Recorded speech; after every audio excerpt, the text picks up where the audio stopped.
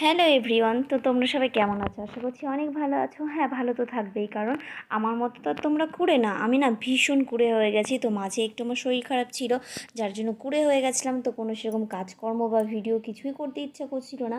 তো একদমই যে ভিডিও করছিলাম না সেটা তো না। তো তোমরা তো দেখেছো ছোটো ছোটো রিলস ভিডিওগুলো ছাড়ছিলাম।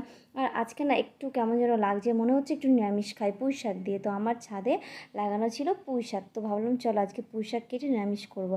আর দেখো ছাদে উঠেই দেখি এই ফুল গাছটাতে এত ফুল ফুটেছে, এত ফুল ফুটেছে, আর এতটাই সুন্দর লাগছে যে ভাষায় প্রকাশ করতে পারছি না যে আমার কাছে কতটা ভালো লাগছিল। তো শুধু আমার কাছে না, সবার কাছেই ফুল ভালোবাসে, সবাই আর কি ফুল ভালোবাসে।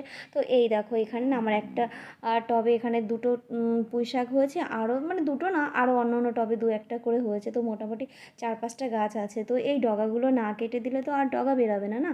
তাই ভাবলাম যে আজকে একটু নিরামিষও খাওয়া যাক, আর একটু ডগাগুলোও কেটে দিই, তাহলে যদি আরও ডগাগুলো বের হয়। তো এদিকে অস্মিকে আমি একটু ডেকে নিয়েছিলাম যে বাবা আমি তো এখানে আয়, আমি ছাদে আছি, তুই একটু ডগাগুলো পুঁইশাকে কেটে দে। তো ও খুব আনন্দ করে উঠে এসছে কাটবে বলে।